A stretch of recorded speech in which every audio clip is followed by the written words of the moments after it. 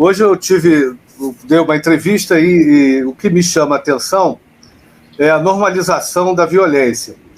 Eu achei assim, uma coisa, porque nós somos militares, a gente sabe que determinadas coisas são inerentes ao combate. Baixa é inerente ao combate. Baixa entre civis é inerente. Mas você normalizar a baixa entre os civis, e aí eu falei nessa televisão, né?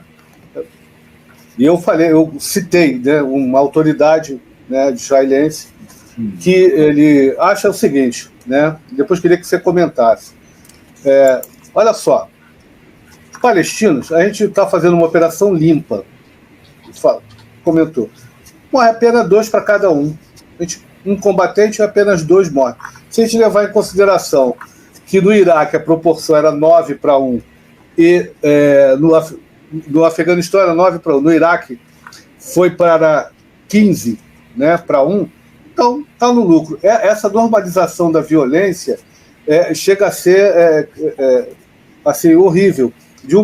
Porque eu acho, não sei se concordam comigo, o único povo que não poderia fazer, né, você estabelecer territórios confinados similares a campos, manter as pessoas com baixo número de calorias, né, não dar acesso a água e alimentos, né, e achar que os números de hoje, provavelmente você tem números de hoje de manhã, provavelmente tem esses números mais atualizados, são horríveis. 22.438 são vítimas. Isso, o nome bonito disso, né, o nome feio que não querem dizer, são mortos. E pelo menos 57.614 feridos. E tem um número que eu também não consegui confirmar, de 3.000 crianças. Só em comentar isso é horrível. Só em comentar essa banalização da violência. Esse nível de que se achar. Né, porque se considera que Israel tem direito à defesa, ele tem muito mais direito de proteger os civis. Faz parte das leis de guerra.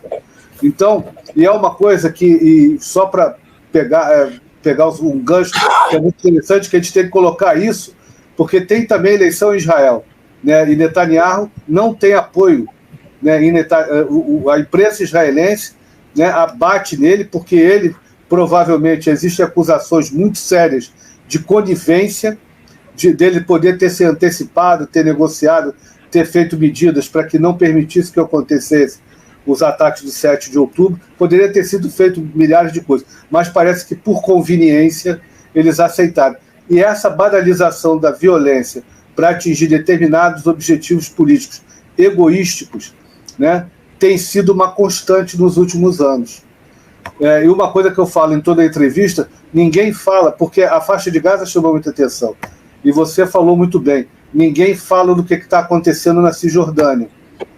Ninguém fala da outra Nakba, está acontecendo lá. Os colonos judeus estão sendo expulsos, você falou muito bem, né? Verdadeiros campos de transformação. Isso é horrível, vindo de um povo que sofreu isso na Segunda Guerra Mundial. Então, são essas coisas que eu coloco. E isso, o que me espanta é que você não tem repercussão mundial. E nós estamos aqui comentando, e aí vem o Joseph Borrell que diz, nós vamos impor uma solução, como se a solução, né, ao que parece, tá entendendo? Qual impor? Vamos colocar os palestinos aonde? Porque pelo que eu estou vendo, temos que arrumar um lugar para os palestinos, eles não podem ficar lá. É essa a ideia? É essa a solução? Eu queria a sua opinião sobre essa banalização da violência, como se atacar o hospital fosse a coisa mais normal do mundo. Nós somos militares, nós sabemos que guerra é usada para isso, mas ninguém bombardeou um hospital dando essa justificativa. Muito pelo contrário, você cerca o hospital, faz uma retirada. Os russos falam tanto mal dos russos, os russos fizeram isso em Mariupol. Fizeram isso. Só para fazer comparar. Entendendo? A violência foi banalizada. E eu não vou chegar ao extremo de dizer genocídio, mas a tentativa de massacre de um povo está muito clara. né, a violência extremada, né, aquilo que o Clausewitz chama a atenção, que a guerra deve ser controlada para não deixar que a violência exploda. E nós estamos vendo isso. E parece que o mundo ocidental não está muito preocupado com o que está acontecendo, né? Estão preocupados com o dinheiro que está sendo gasto, porque estão desviando os navios, porque estão gastando mais com as compras. E eu gostaria de a sua opinião sobre esse cenário que está acontecendo em Gaza e que provavelmente vai se repetir lá no sul do Líbano e na Cisjordânia, porque a coisa hoje foi desastrosa também. O Amaral, o José Borrell, ele disse há cerca de 20 dias, mais ou menos, que a destruição que há em Gaza já supera a da Segunda Guerra Mundial. Nós, da FEPAL, modéstia à parte, fomos os primeiros em todo o Ocidente, segundo me disseram, né, não sei se é verdade, que trouxemos números de Gaza comparando com os da Segunda Guerra Mundial. Eu até vou reprisar eles aqui, porque eles estão atualizados e os números são muito mais terríveis. E, de fato, a destruição em Gaza, ela só foi superada com a destruição de Hamburgo. Só Hamburgo, na Segunda Guerra Mundial, foi mais destruída do que Gaza está destruída atualmente. Inclusive Dresden, que foi bombardeada de um modo vil, o nível de destruição ficou na casa dos 55%. Gaza já está na casa dos 65%, 63% a 65% de destruição arrasadora. Os números são os seguintes hoje: 22.635 assassinatos, 7.000 desaparecidos sob os escombros. Os dados que nós temos dá 99,7% daqueles que estão sob escombros mortos. Então, 0,3% foram resgatados com vida e podem ter morrido depois devido aos ferimentos. Então, na prática, nós temos agora 29.635 mortos. Só para nós termos uma ideia da gravidade disso, quando ocorreu a Nakba Palestina de 47 a 51, 4 anos de limpeza, eram 15 mil. E a limpeza étnica abrangeu 88%. A limpeza étnica, atualmente, considerando os 1,9 milhão de deslocados, mais os 30 mil mortos, está na casa dos 86%. Estamos nos aproximando da maior da história, que é a de 88%, dos 78% tomados para se tornar Israel. Quanto aos civis, eu vou dar um dado aqui agora, que eu atualizei hoje. As 3 categorias, idosos, crianças e mulheres, dá mais ou menos 72% dos mortos. Quando nós somamos aos outros civis, que a Defesa Civil Palestina informa, o Ministério da Saúde palestino sediado em Ramallah informa, e também a coordenação dos assuntos humanitários da ONU, o Gabinete das Nações Unidas para a coordenação dos assuntos humanitários, daí nós chegamos ao seguinte índice de civis, 94,36%. E nesse caso, nós divergimos até desse número, porque o que é não ser civil? Você ser afiliado a um partido político que, porventura, você não gosta, torna aquele afiliado não civil? Não civil só pode ser considerado aquele que está tomado em armas e combatendo. Aquele que não está tomado em armas e não está combatendo, esse não é alvo legítimo do combate bélico. Então, na nossa opinião, os civis estão na casa de, no mínimo, uns 97% a 98%.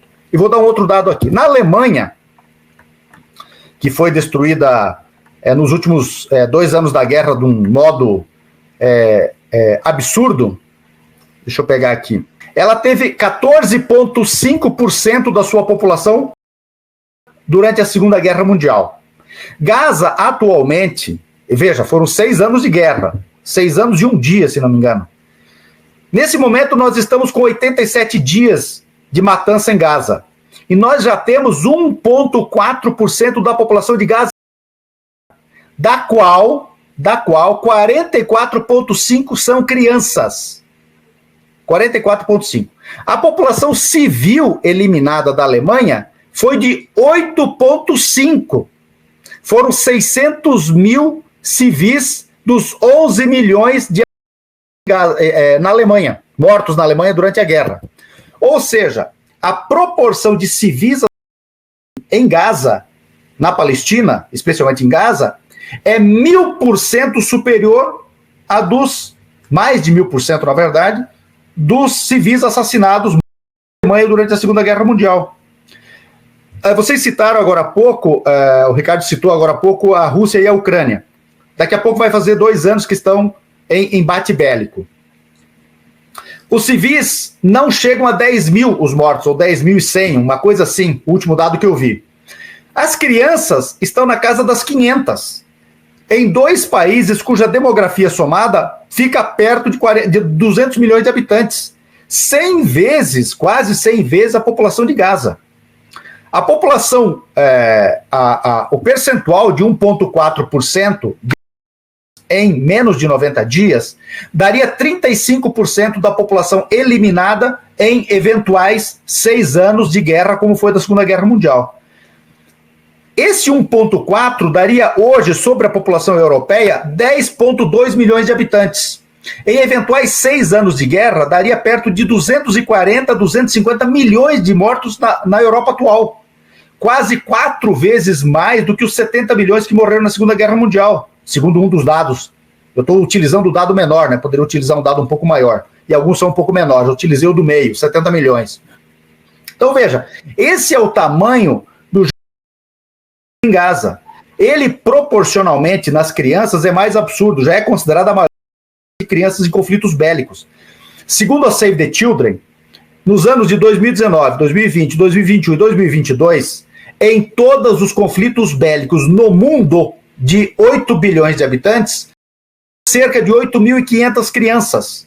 Em 4 anos, em todos os conflitos bélicos, envolvendo demografia mundial de 8 bilhões, 3.600 vezes a população de 2,260 milhões de Gaza. 2,2 milhões. Veja, e em Gaza, em apenas menos de 90 dias, nós já temos 13.360 crianças assassinadas. Isso é a tentativa de colapsar, comandante, a capacidade reprodutiva da sociedade palestina em Gaza.